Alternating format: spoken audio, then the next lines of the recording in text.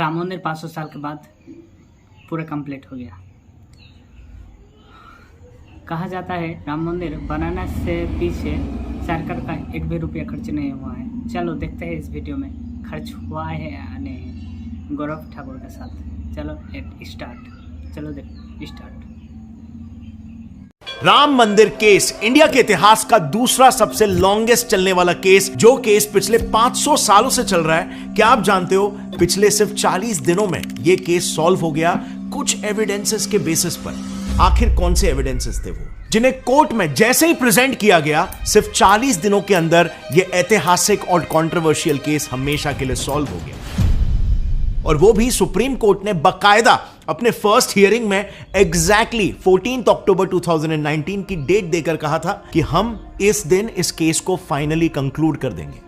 इसके पीछे के रीजंस काफी इंटरेस्टिंग है। सिर्फ 2 स्ट्रॉन्ग एविडेंसेस की वजह से ये हो पाया। And mind you, in evidences में ऐसे भी सबूत शामिल है जिसमें खुद मुगल्स और ब्रिटिशर्स ने तक ये ओपनली एक्सेप्ट किया है कि यस, वहां पर हिस्टोरिकली राम मंदिर मौजूद था। सो फाइनली इन एविडेंसेस की वजह से राम मंदिर तो बन गया, लेकिन इस पर ऑपोजिशन और कई मीडिया रिपोर्ट्स का यह भी मानना है कि देश के पैसों की टोटल बर्बादी है। इनफैक्ट बिहार के डिप्यूटी सीएम तेजस्वी यादव जी ने तो मंदिर को वेस्ट ऑफ मनी प्रूव करते हुए कहा कि भूख लगने पर, बीमार होने पर आदमी कहां जाएगा मंदिर में, उल्टा मंदिर में तो दान देना पड़ता है। भूख लगेगा तो मंदिर जाइएगा, वहां तो दान देना पड़ता है। बेसिकली इनका कहना है कि गवर्नमेंट ने मंदिर बनाने में पैसे बर्बाद कर दिए। लेकिन do you know, interesting fact तो यह है कि इस मंदिर बनाने में सरकार की जेब से 1 रुपया भी खर्च नहीं हुआ है। अब आप बोलोगे तो फिर डोनेशन के पैसों से बना होगा। नहीं, डोनेशन का भी 1 रुपया यहां पर खर्च नहीं हुआ है। तो आखिर राम मंदिर बना कैसे? राम मंदिर ट्रस्ट ने ना एक सिंपल बट एकदम इफेक्टिव स्ट्रैटेजी यूज की, जिसे आगे मैं डिस्कस करूंगा, और इसीलिए वीडियो को एंड तक देखना, क्योंकि ये सब समझने के लिए हमें कहानी को एकदम शुरुआत से शुरू करना होगा। इस पूरे 500 साल के लीगल जर्नी को मैं आपको सिर्फ 5 मिनट में सिंप्लीफाई करके समझा दूंगा। एंड आई एम श्योर कि इस वीडियो के देखने के बाद आपको राम मंदिर केस स्टार्ट टू एंड समझ आ चुका होगा। सो इस केस की प्रॉपर क्लैरिटी के लिए ना, मैंने इस पूरे राम मंदिर जन्मभूमि कोर्ट केस को 3 मेजर टाइमलाइंस में डिवाइड किया। सो शुरुआत करते हैं पहले टाइमलाइन से, जो है 1528 से 1947।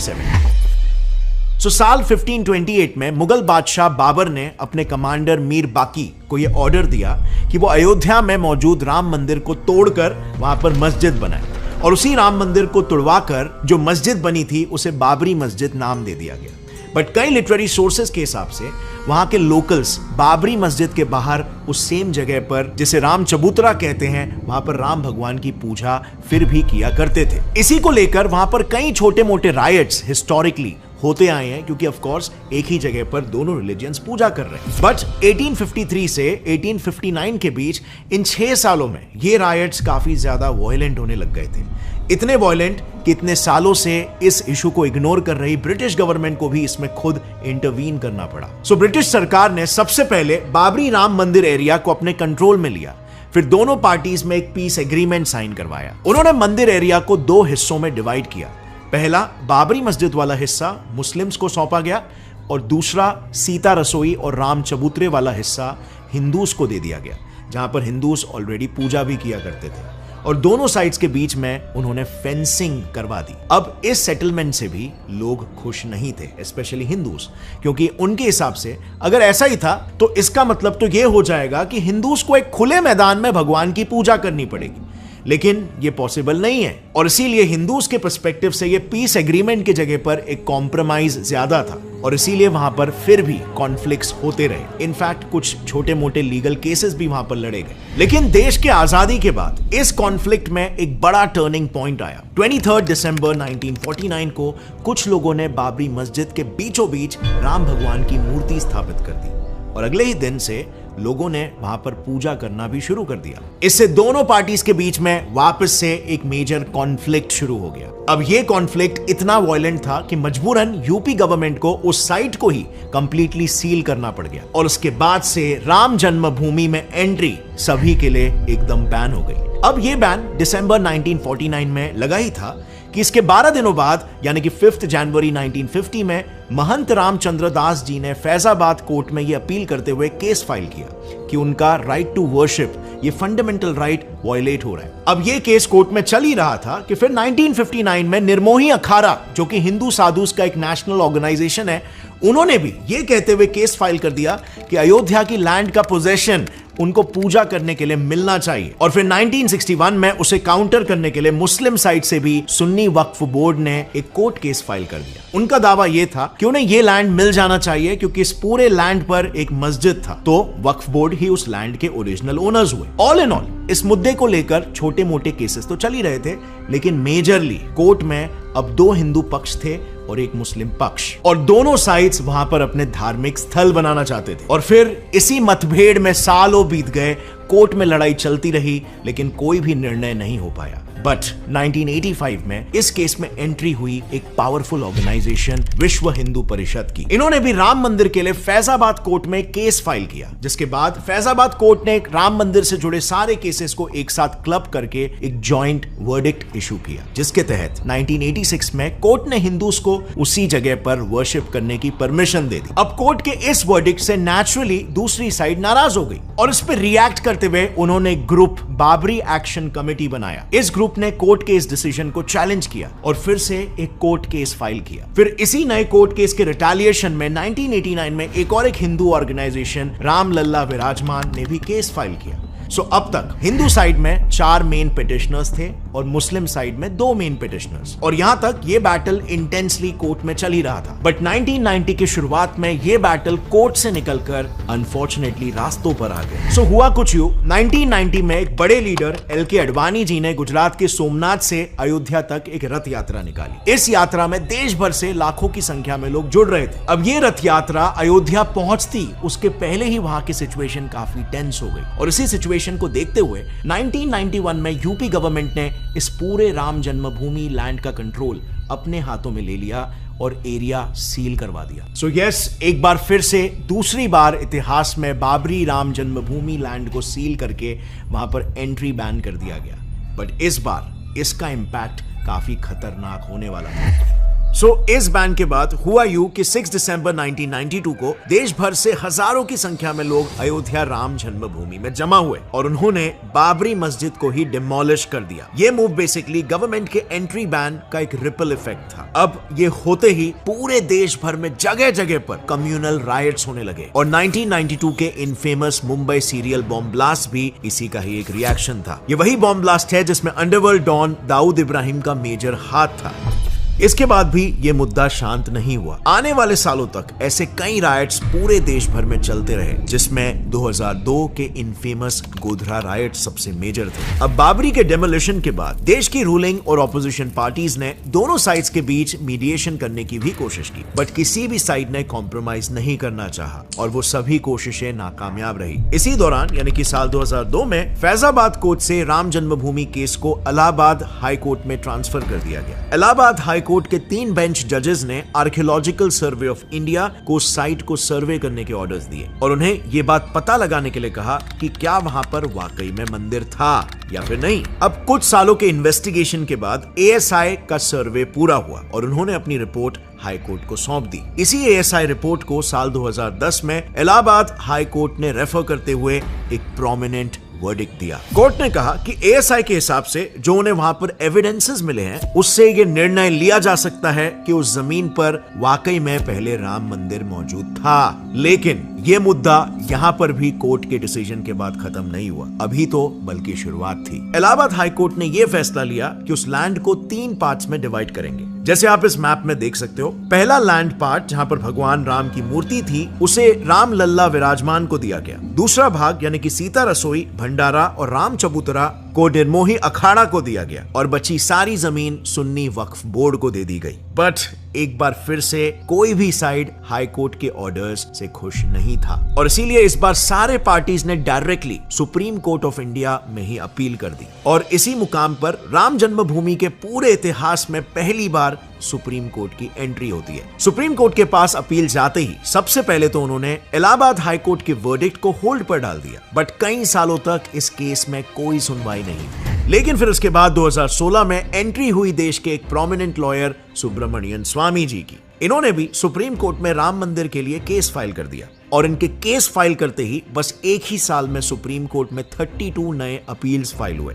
इस प्रेशर की वजह से सुप्रीम कोर्ट ने कहा कि राम जन्मभूमि केस पर डेफिनेटली 2019 से सुनवाई शुरू होगी और एक ही साल बाद फाइनली वो दिन आ गया। 8 जनवरी 2019 को सुप्रीम कोर्ट ने इस केस की सुनवाई के लिए 5 जजेस की बेंच को अपॉइंट किया। यह जजमेंट हिस्टोरिक होने वाला था क्योंकि ना सिर्फ एक 500 साल पुरानी केस सॉल्व होने वाली थी, बट सुप्रीम कोर्ट ने इस केस को सॉल्व करने के लिए एक unique strategy moulding relief principle का इस्तेमाल किया।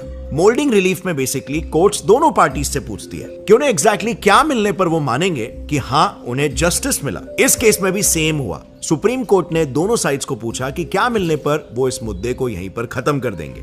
इस पे दोनों साइड्स ने अपने अपने डिमांड सबमिट किए, जिसके बाद सुप्रीम कोर्ट ने यह कह दिया कि वो अब से ठीक 40 दिनों में यानी कि 14 अक्टूबर को इस 500 सालों से चल रहे केस का फाइनल वर्डिक्ट दे देंगे। अब आई नो आप सोच रहे होंगे कि आखिर वो ऐसे कौन से प्रूफ्स थे जिनकी वजह से ये 500 साल पुराना केस सिर्फ 40 दिनों में ही खत्म हो गया। वेल, ये प्रूफ्स अपेरेंटली इतने स्ट्रॉन्ग थे कि जजेस को भी अपना जजमेंट राम मंदिर के फेवर में ही देना पड़ा। अब इन प्रूफ्स को अच्छे से समझने के लिए ना हमने सुप्रीम कोर्ट के 1045 पेजेस वाले अयोध्या वर्डिक्ट का कंप्लीट डीप एनालिसिस किया, जिसके बाद हमें यह पता चला कि अयोध्या केस जीतने में एएसआई द्वारा प्रोड्यूस किए हुए एविडेंसेस का मेजर रोल था। सो एएसआई ने टोटल 533 एविडेंसेस सुप्रीम कोर्ट के सामने प्रेजेंट किए थे। अब हर एक पीस ऑफ एविडेंस को तो इस वीडियो में एक्सप्लेन करना पॉसिबल नहीं है, बट एग्जैक्टली वो मेन कौन से एविडेंसेस थे जिनके वजह से आज अयोध्या में राम मंदिर बना, या आपको इजीली समझाने के लिए हम उन सारे एविडेंसेस को 2 ब्रॉडर कैटेगरीज में डिवाइड करेंगे। फर्स्ट कैटेगरी एक्सकेवेशन और सेकेंड कैटेगरी लिटरेरी सोर्सेस। अब सबसे पहले बात करते हैं एक्सकेवेशन की, जिसके 5 मेजर प्रूफ्स को सुप्रीम कोर्ट ने अयोध्या वर्डिक्ट के लिए प्रोमिनेंटली कंसिडर किया।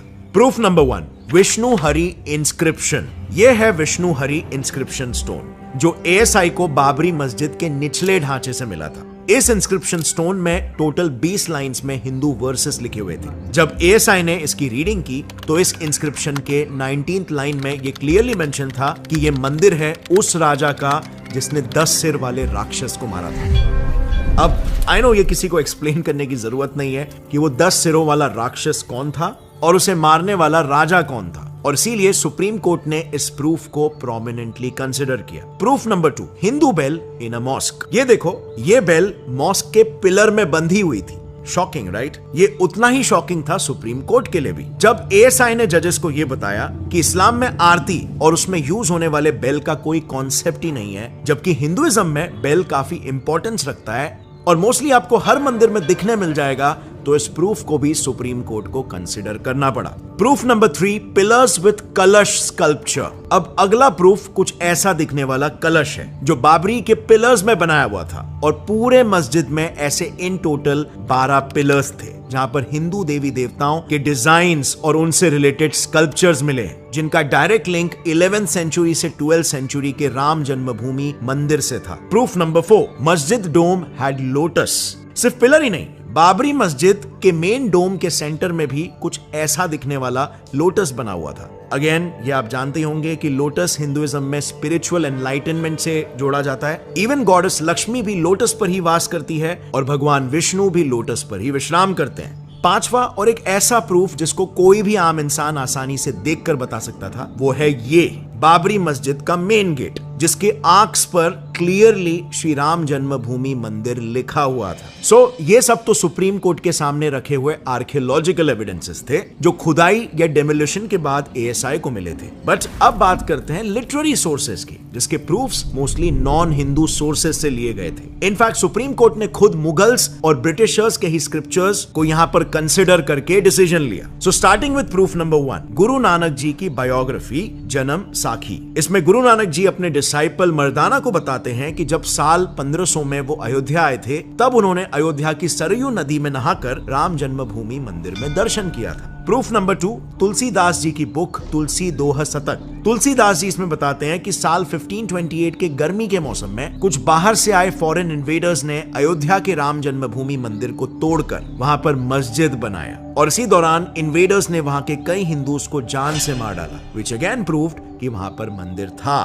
Proof number 3, foreign travelogue. Court में सिर्फ इंडियन लिटरेरी प्रूफ्स को ही कंसिडर नहीं किया गया। सुप्रीम कोर्ट ने विलियम फिंच और टिफिन थैलर जैसे फॉरेन ट्रैवलर्स के ट्रैवल लॉग्स, यानी कि जैसे आज घूमते समय लोग ट्रैवल व्लॉग्स रिकॉर्ड करते हैं, वैसे ही पहले के ट्रैवलर्स अपने ट्रैवलिंग के दौरान अपने ऑब्जर्वेशंस को बुक में लिखा करते थे। इन्हीं ट्रैवलर्स में से एक थे ब्रिटिश ट्रैवलर विलियम फिंच, जिन्होंने अपनी book early travels in India 1583 से 1619 के बीच में लिखी है। और जब वो 1608 में अपने अयोध्या विजिट के लिए गए तो उन्होंने ये मेंशन किया कि वो एक रामकोट नाम की जगह पर गए और तब उन्होंने देखा कि वहां पर रामचंद्र का कैसल यानी कि महल हुआ करता था, जिसके कुछ अवशेष अभी भी बचे थे। विलियम फिंच भी ये मेंशन करते हैं कि आज भी कुछ ब्राह्मण्स वहां पर परिक्रमा करते हैं और सेम कुछ इसी टाइप का मेंशन एक ऑस्ट्रियन ट्रैवलर टाइफिन थैलर ने भी अपने ट्रैवलॉग में किया है कि मुगल्स ने सरयू रिवर बैंक पे सिचुएटेड मंदिर को तोड़ा था, जहां अभी भी हिंदूस द्वारा पूजा पाठ किया जाता है। Proof number 4, British government official document. British rule के टाइम एएसआई के first director general Alexander Cunningham ने अवध प्रोविंस के ऑफिशियल डॉक्यूमेंट में कहा है कि अयोध्या में जन्म स्थान वाले जगह पर एक बड़ा मंदिर हुआ करता था, जिसके कॉलम्स को यूज करके बाबरी मॉस्क बनाया गया है। इवन साल 1886 में फैजाबाद डिस्ट्रिक्ट के जज कर्नल जेईए शैमियर के पास एक केस आया जिसमें महंत रघुबीर दास जी ने उनसे ऑलरेडी पूजा हो रहे जगह पर मंदिर बनवाने की रिक्वेस्ट की। इस रिक्वेस्ट पर जज शैमियर ने खुद पर्सनली वहां पर जाकर जांच की, जिस जांच के ऊपर उन्होंने ऑफिशियली लिखा भी है कि अनफॉर्चुनेटली मस्जिद हिंदूस के सेक्रेट जगह पर बनाया गया है। अब बात करते हैं प्रूफ नंबर 5 की, मुगल बादशाह औरंगजेब की ग्रैंड डॉटर के द्वारा लिखा गया लेटर। साल 1707 में औरंगजेब की ग्रैंड डॉटर ने मुस्लिम राजाओं को ऑर्डर दिया कि वो हिंदूस के ऊपर एग्रेसिवली जिजिया यानी रिलीजियस टैक्स अप्लाई करें और उनकी मूर्ति पूजाओं को रोके, कुछ उस तरह से जैसे मुगल राजाओं ने 3 मेजर मंदिर जैसे अयोध्या का राम मंदिर, काशी का विश्वनाथ मंदिर और मथुरा के कृष्ण मंदिर को तोड़ा था। इस लेटर के रिकॉर्ड सुप्रीम कोर्ट को मुगल एरा के इस्लामिक राइटर नसीर बहादुर की बुक सहीफा-ए-चहाल में मिला। इस तरह के टोटल 533 एविडेंसेस, प्रूफ्स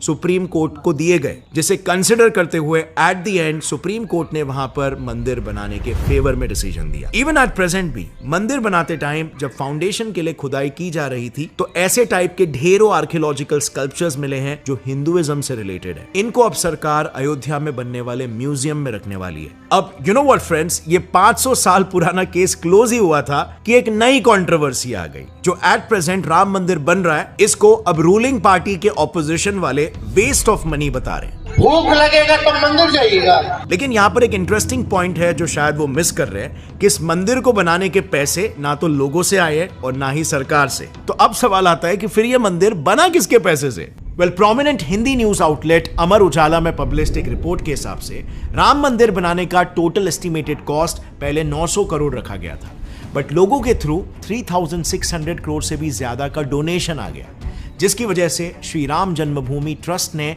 अपने पैसे बड़े ही smartly 3 banks, state bank of India, Punjab national bank और बैंक ऑफ बड़ौदा में इन्वेस्टमेंट के लिए रख दिया। और फिर इन्हीं बैंक्स में रखे गए पैसों से जो इंटरेस्ट आया, उसी ब्याज से ये पूरा मंदिर बना हुआ है। और इसी वजह से ना यहां पर सरकार के पैसे यूज हुए हैं और ना ही डोनेशन के पैसे। बट आज जो भी ऑपोजिशन लीडर्स इसे वेस्ट ऑफ मनी बता रहे हैं, असल में इस मंदिर से देश की इकोनॉमी में एक अच्छा खासा पैसा आने वाला है और आना शुरू भी हो चुका है। राम मंदिर की वजह से अयोध्या में आज 5 स्टार होटल्स जैसे ताज, रैडिसन, आईटीसी ओपन हो रहे हैं। Confederation of all Indian traders का एस्टिमेट है कि राम मंदिर के वजह से अयोध्या में 1 लाख करोड़ का बिजनेस जनरेट होने वाला है, एक इकोसिस्टम क्रिएट होगा। इवन इंडिया टुडे में रिसेंटली पब्लिश्ड एक रिपोर्ट के हिसाब से राम मंदिर के प्राण प्रतिष्ठान के पहले ही अयोध्या में 20,000 लोगों को ऑलरेडी हॉस्पिटैलिटी इंडस्ट्री में जॉब मिल चुका है। इनफैक्ट मैं भी जब इस मामले में थोड़ा रिसर्च कर रहा था तो आई वॉज शॉक्ड। 22 जनवरी के दिन शायद ही अयोध्या के कोई भी होटल में 1 नाइट स्टे का रेट 20,000 रुपए से कम है।